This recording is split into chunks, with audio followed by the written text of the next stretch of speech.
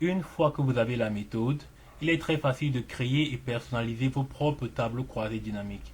Vous verrez qu'il est tout aussi simple de les trier et de les filtrer.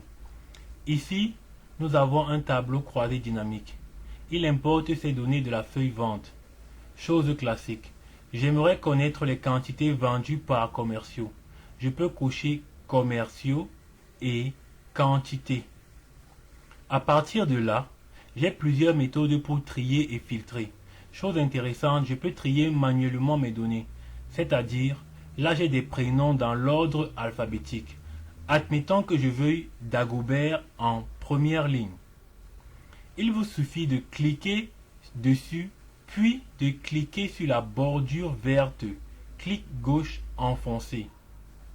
Ceci fait, regardez, je maintiens le clic, vous pouvez voir qu'une grande barre verte apparaît. Cela vous indique où vous allez positionner Dagobert. Dans le cas présent, je le mets donc tout en haut et je lâche.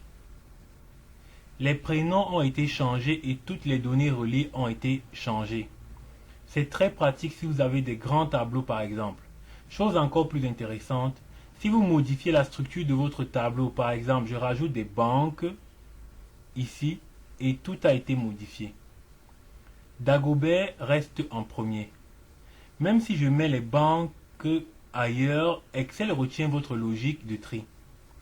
Si vous souhaitez récupérer un tri classique, il vous suffit de cliquer sur le bouton qui se trouve ici et de trier de A à Z. Tout redevient comme avant et vous voyez que les données restent bien reliées au bon prénom. Excel met également à votre disposition plusieurs méthodes de filtrage. Vous pouvez accéder en cliquant sur le bouton ici. Pour filtrer, si cela correspond à vos besoins, vous pouvez utiliser ce qui est présent là, au niveau des différentes cases. Vous pouvez cocher ou décocher selon vos besoins.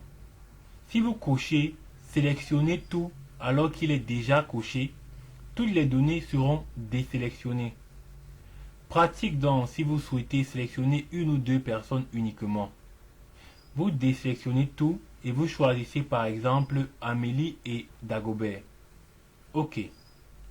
Et vous avez uniquement Amélie et Dagobert.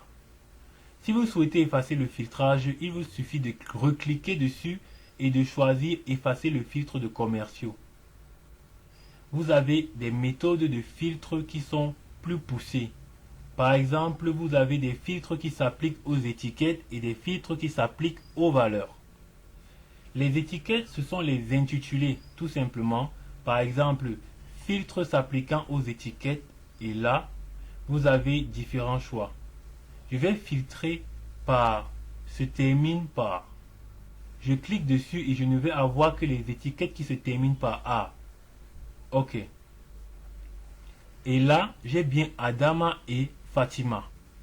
C'est très pratique si vous avez différentes références par exemple, que vous ne voulez que celles qui correspondent à la fin. Je reclique, effacer le filtre.